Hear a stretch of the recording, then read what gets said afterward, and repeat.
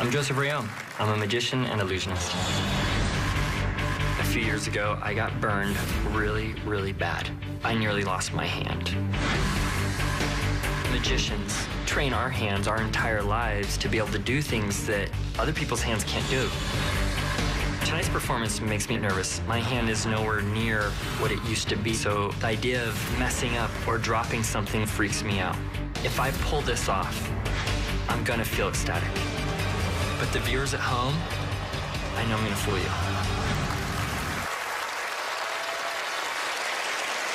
From his magical and mysterious mind to yours, please welcome Joseph Reohm. What you do with that glass, boy? Ah, don't you know that belongs to Faldini? You'll never be a magician. Now listen close. You have 2 hours to sort this mess, yeah? And if even one thing is out of place when you're done, you'll be stuck cleaning Penn estate for the rest of your life.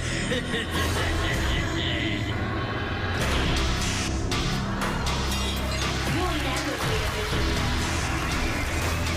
For the rest of your life.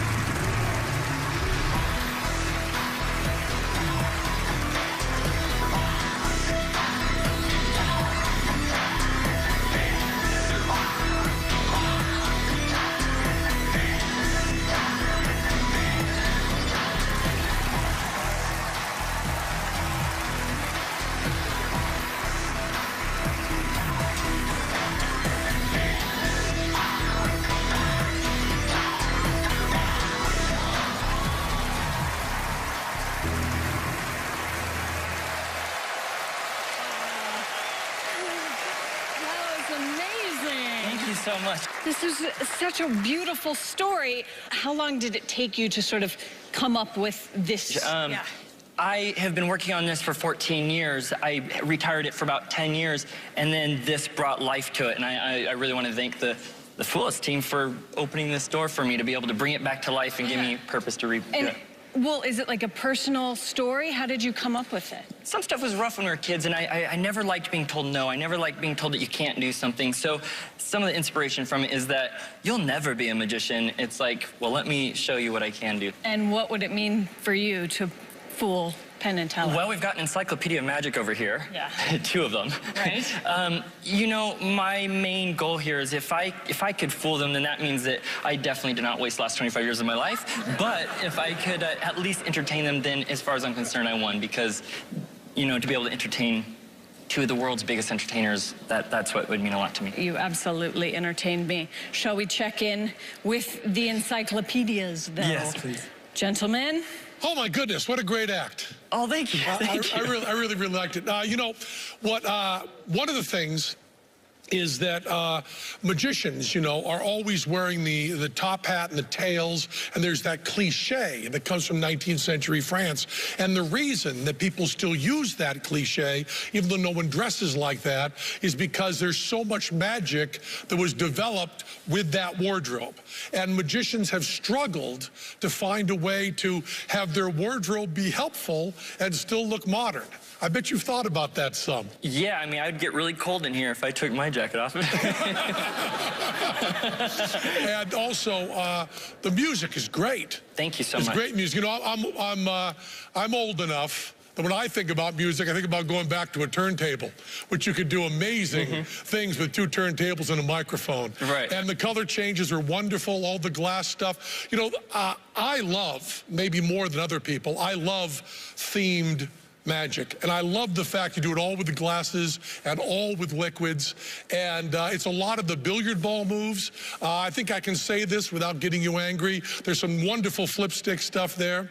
And I also think that the dove stuff and the billiard ball stuff being done with glass is just greatly. And we are, although I don't think you fooled us, we remain your humble servants. I mean, servants. I'm sorry.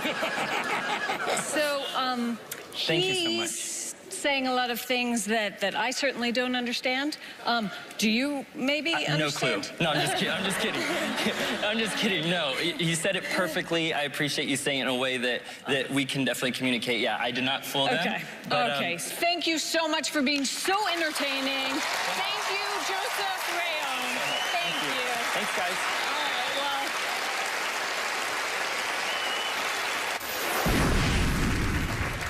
Hi, I'm Brent Braun, and I work as a magic consultant. So I work on not only the technical side of magic, but also to come in and say, this part isn't great. Let's fix this or move this or change this. What I call ugly baby syndrome.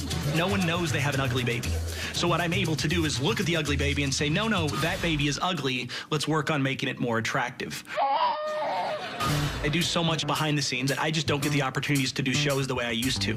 I got the call 2 days ago, made me super nervous. I've been in my hotel room rehearsing over and over and over. And I'm just super excited to be able to get out there and try to fool Penn and Teller. I'm always supporting other entertainers. Now it's my opportunity to help myself, and I've got my own back. He's got this.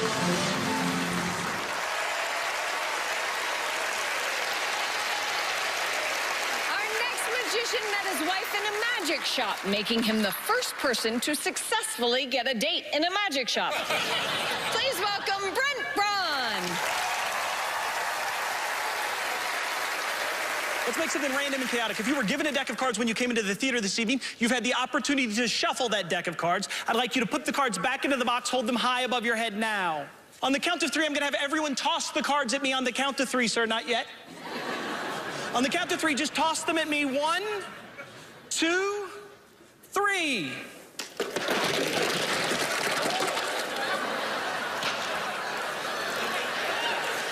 Today we're going to be playing by European standard rules. That means we're going to use the deck of cards located closest to my right foot. That would be this one. I need a couple of volunteers to help me out. You, young lady, would you please come help me out? Give her a round of applause as she makes her way to the stage. And over here, sir, will you help me out as well? You can come on up. Give him a round of applause. I'm going to see if you here, young lady. Your name? Carrie. Karen. Nice to meet you, Karen. You can have a seat there. Your name, sir? Nicholas. Nicholas. Nice to meet you, Nicholas. I'm Brent. You can have a seat there for me. Karen and Nicholas. Karen, is there any possible way that you know the order of these cards? No, Is there any possible way anyone knows the order of these cards? I don't think so. I'm with you 100%. What I'm gonna do is drop these cards from hand to hand. I'm gonna have you say stop for me anytime you like. We're gonna have you select the card. Now, you're gonna be the only one that knows what that card is. So it's important you remember it. So if you're not happy with it, let me know and we'll get a different card for you. Are you ready, Karen? Stop. Right there, that was really early. Are you sure? No. Okay. Stop. Right there, you're sure? Yes. Gonna have you look at the card. Okay. Are you happy with that playing card? Yes. It's safe to say you don't know what Karen's card is that true?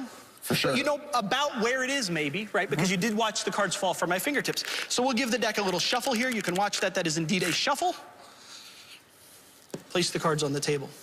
Now, when you tell this story later, and you will tell this story later, I want you to remember that before you ever made a decision, before I ever asked you to do anything, that the cards were out of my control and on the table.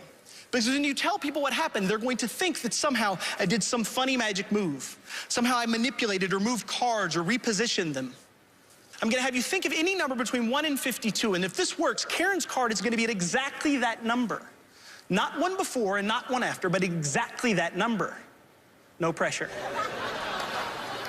Would you do me a favor, think of a number through 1 and 52 and name it now? 41. 41.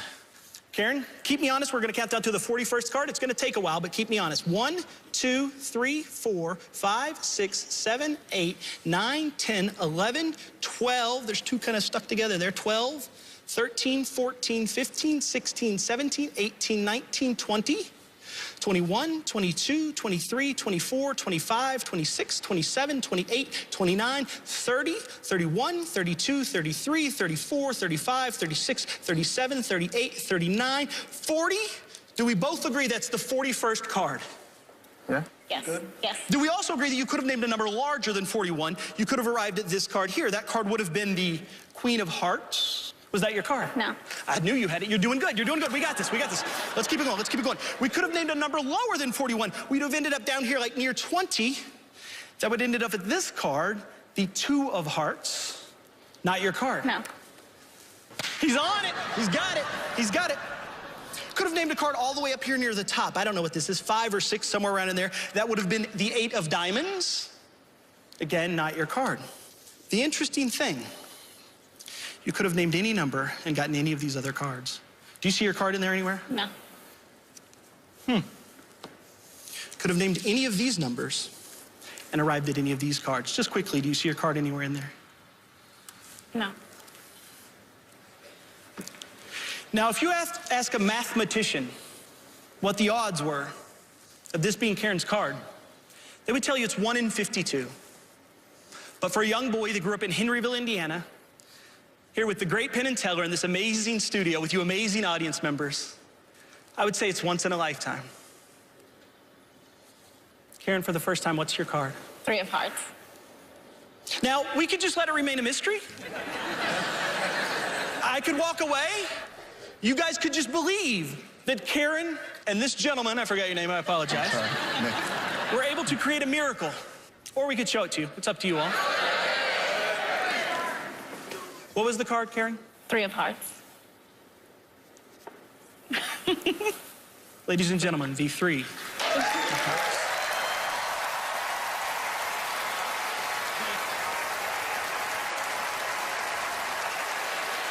It's a very dangerous beginning to your performance. Well, I didn't realize Vegas was going to be so angry about card tricks, apparently. You give people permission to throw stuff at you, they're going to do it. Yeah, I agree. Yeah. I love that you met your wife at a magic shop. I did. And then it sort of gave me an epiphany of like, if you're a single woman and you're looking for a man, there must be a lot of single dudes at magic shops. They're all single. Yeah, no, they're all single. It's great. A little love connection. Sure. So normally you're the behind-the-scenes guy, helping people with their magic tricks. I am, yes. It's amazing to be able to make that transition from helping other people kind of follow their dream to helping me find mine. To make that transition over has been incredible. All right, I'm going to check in with the boys. Okay. Hello, gentlemen. What you did here, Brent, you started out with a really burlesque, goofy premise of having people throw cards at you, which I want you to know is more dangerous than you may think. So I'm just telling you, you do this a lot of times. Some of the rough places we've played, some of the audiences that haven't liked us, you're going to lose teeth, sir. You're going to lose teeth. That's what I'm saying. And most people come out here and just hit us with one emotion. They're funny or they're amazing. And you started out with one of the funniest, most interesting images we've seen. And then at the end, you had a change that was so beautiful. You had this entire audience watching you count to 41. You know, you were hoping they'd pick a number like 6 or 7, maybe 20, and you absolutely held it. The guts that were required not to rush through those. I mean, I'm just talking theatrically now, was really, really beautiful. So we started out with a good laugh at the beginning, and then at the end, we really cared about this trick deeply. And all the decks on stage are wonderful. We think the secret of this, as a matter of fact, is in decks that you have on the stage, all of them. And, you know, during this show, we've seen a lot of sleight of hand. We've even seen sleight of mouth. What we saw here today was sleight of foot. And that, and with all the other secrets in the decks, is a beautiful, beautiful routine. And I think we have a pretty good idea how you did it. I agree. I think you have a pretty good idea. Thank you guys so much. I appreciate it. Thank you. All right, so you're assured. Well, you didn't fool them. Thank you. We appreciate it. You're awesome. Thank you. Brent, Braun, ladies and gentlemen.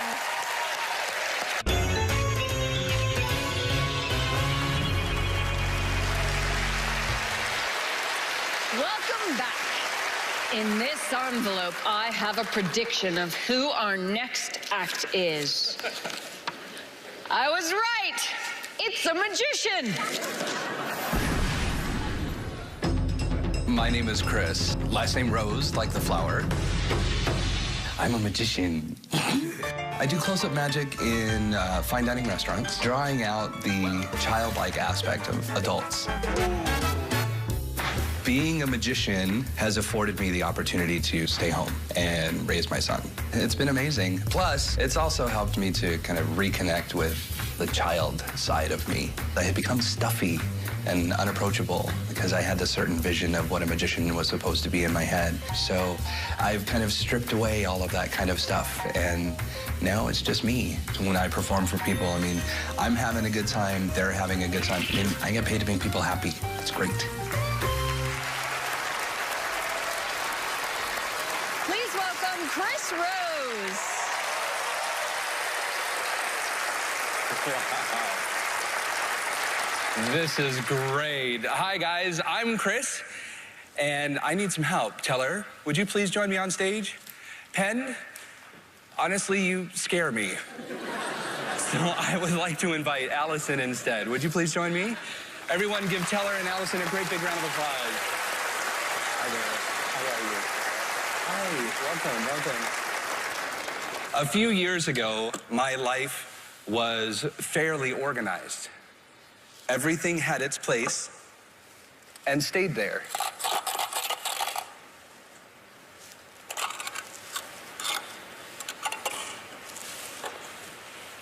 Then, my wife and I had a son. He's almost 2 now, and he moves like lightning. Those of you who are parents will know what I'm talking about. My life's become total chaos. The last time I learned this lesson was while I was working around the house. My things, dangerous things, went where everything goes when you're a baby. Right in the mouth.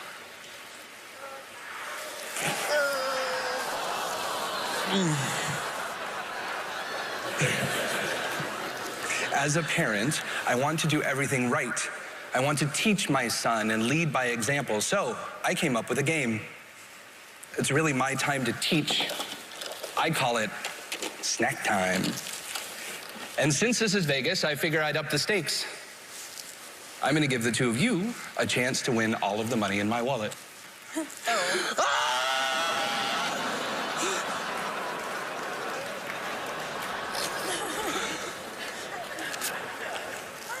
What do these look like to you?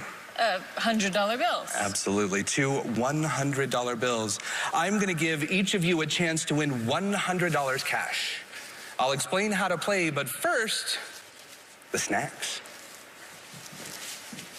It's exciting.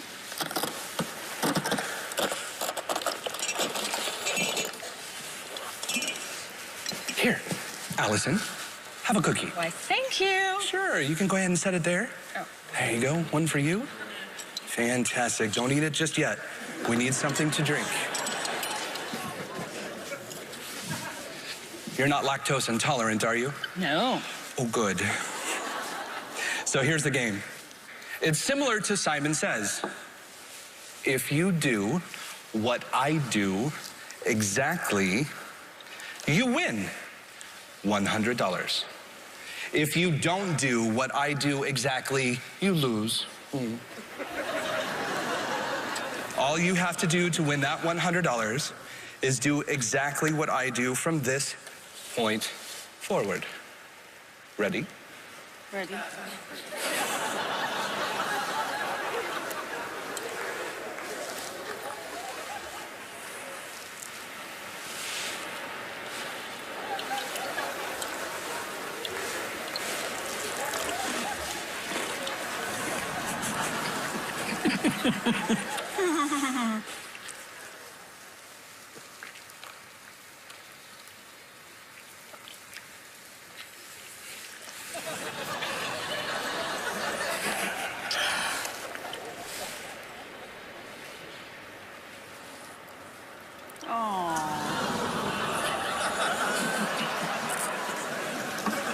I'm sorry, you just lost.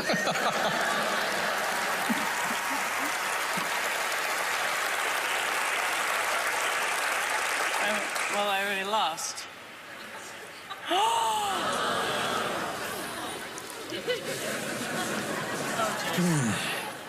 You can have the money. No thanks. Well, guys, you didn't win. And of course, when I'm playing with my son, I don't reinforce failure. However, with you, I'll make an exception. Here, Allison, some fresh cookies for you. Take them home, share them with your family. Thank you. Sure. And tell her this is for you. Oh.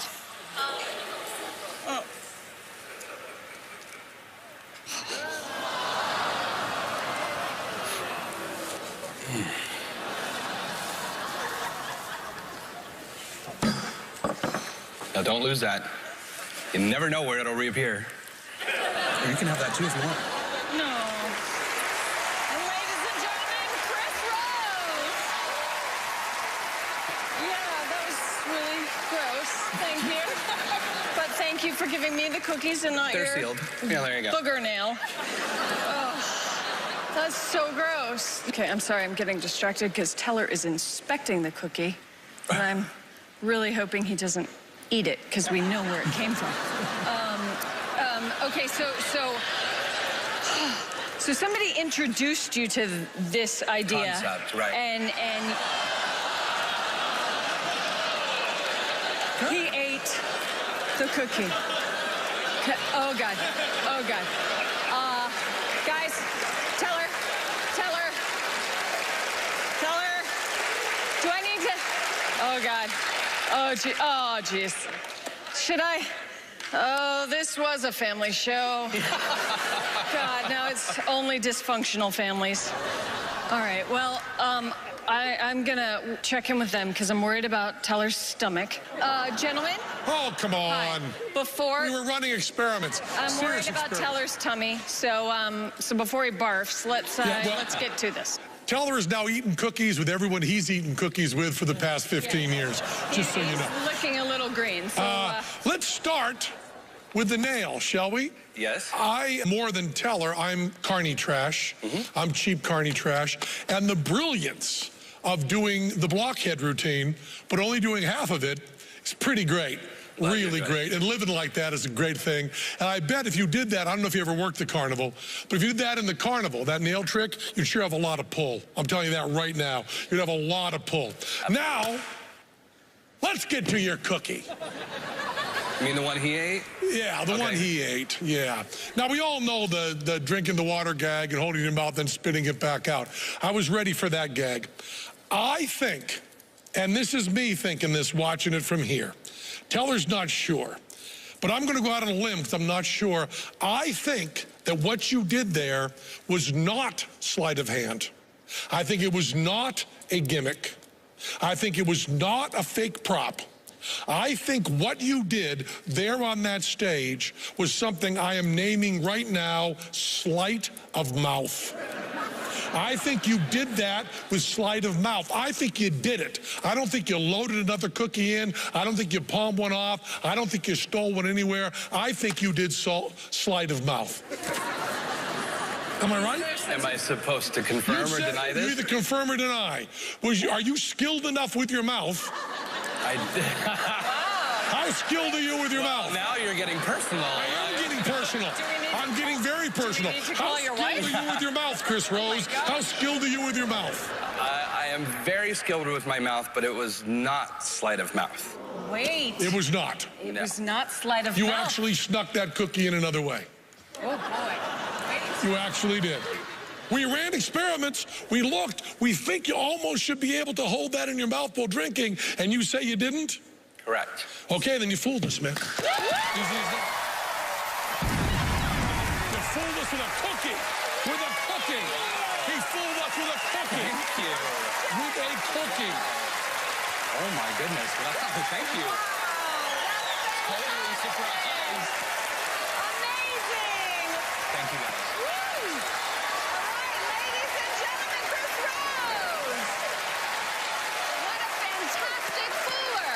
One FU trophy just fell from the sky. Will we see another? We'll find out after this.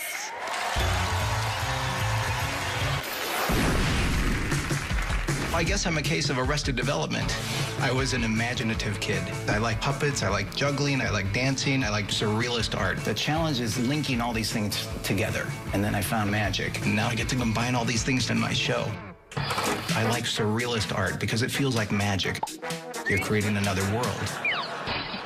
When you see me wearing a giant puppet, I created that, and it's based on my own dad. Well, how you doing, Dad? Well, I'm fine.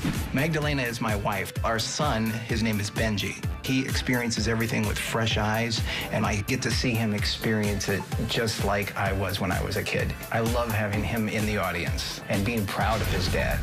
I hope you enjoy the show. Okay.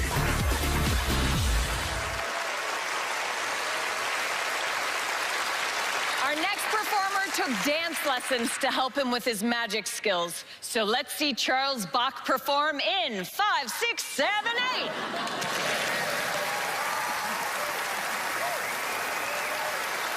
Hi, everybody. I'm Charles Bach, and I travel a lot performing, so much that it makes it really hard for me to travel with a pet. So today, I'm actually going to give him away to a new home. And I'd like to ask Teller to come up here for just a moment, if you would. Nice to meet you. Teller, I want to make sure there is something inside this box. So if you could, reach your hand down inside there and let us know if you feel something. Now, don't say anything. Just nod your head if you do. Do you feel something inside there? Yes? All right, if you could, take your hand back out and take this leash back to your seat.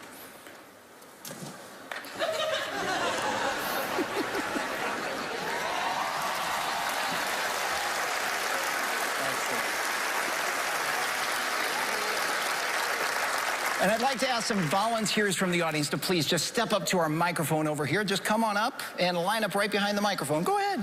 We need a few, so line them up. There we go. Wow, they are fast. Excellent, excellent. Hi there, what's your name? Paige. Paige, Paige, this is my wall of balloons. I got these from a local car dealership. And Paige, I want you to select one of those balloons, anyone you like. Blue one. The blue one. This is the one we spell. P-O. Gone. Thank you, Paige. All right, next person, step up to the mic and pick a balloon. Purple. The purple. You are not going to believe this. That is my favorite color. Yeah. Well, I guess he was a little bloated. All right, next person, step right up and choose a balloon. I choose the green one. The green one. All right, I'm going to let you pop this one. Look right at that balloon and look. You did that with your mind. Oh. Amazing. Hi there, go ahead and pick a balloon. I'll take pink. The pink one. All right. This one has something really cool inside. Air. The next gentleman. Red balloon. The red one. All right, this one's a winner. An animal balloon. I'm gonna make you something. Yep. Just call out an animal. Snake. Dog it is.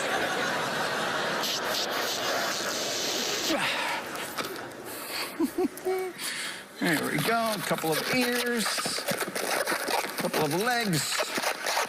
A nice bushy tail. And there's your doggy. Take good care of him. All right, our next gentleman, please pick a balloon. The black balloon, please. The black balloon. Let's get this party started.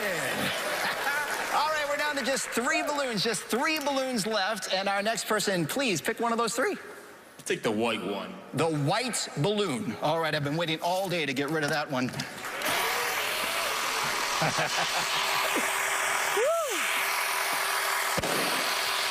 Gone.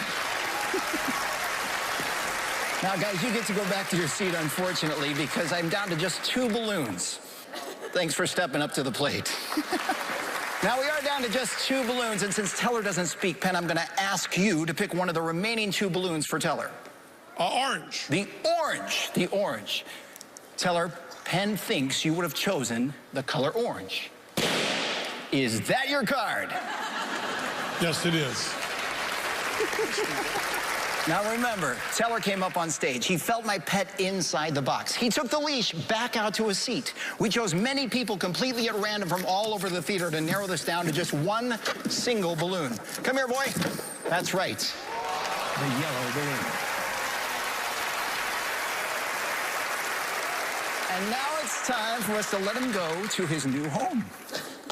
Stay.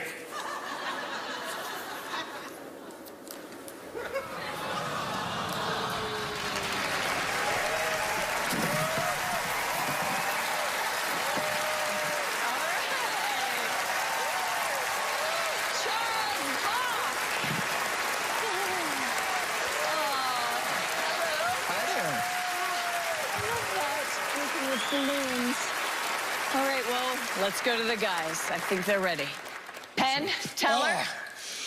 Okay. Are you gonna pop his balloon? I'm gonna try. Burst my bubble. You know, had 7 people up here.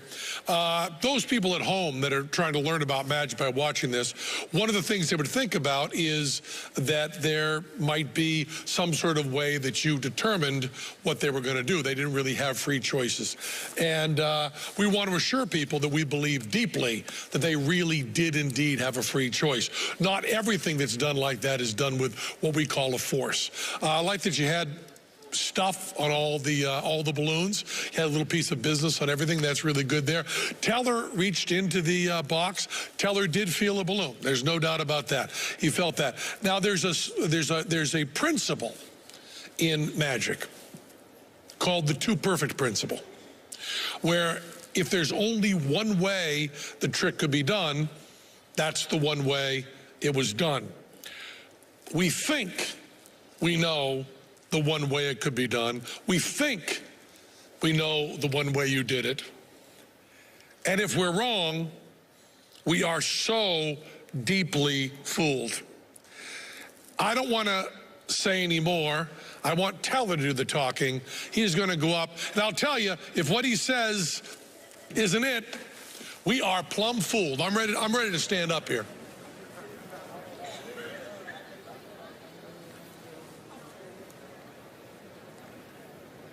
There is no helium tank.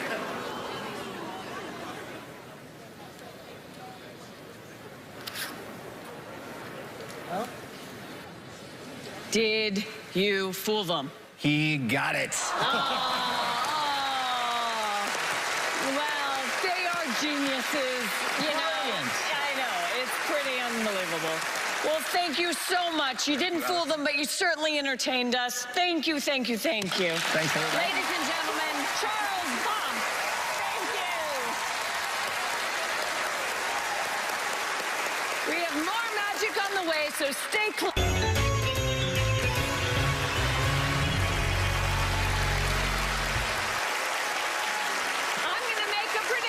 It's time to close the show with the trick by Penn and Teller.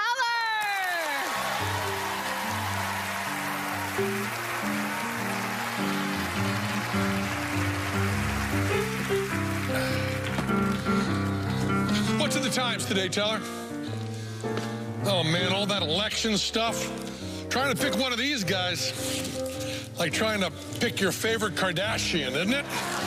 It's kind of hard job. Oh, I love reading about animals. You know, the oldest gorilla in the world, Raji, just celebrated her 59th birthday. She celebrated by eating fruitcake, growling, and showing her backside. Same way Bette Midler celebrates her birthday. Oh, and business news, you see this? Smuckers, the jam company, they have merged with Folgers. And they're either going to call it Smolgers or they're going to call it Smolgers. They've already decided here. I always read the fashion news. I love reading about fashion. This designer came up with a new dress, has a big picture of Obama on it. You know, putting something presidential on a dress. Wasn't that Bill Clinton's idea? I think it was, yeah.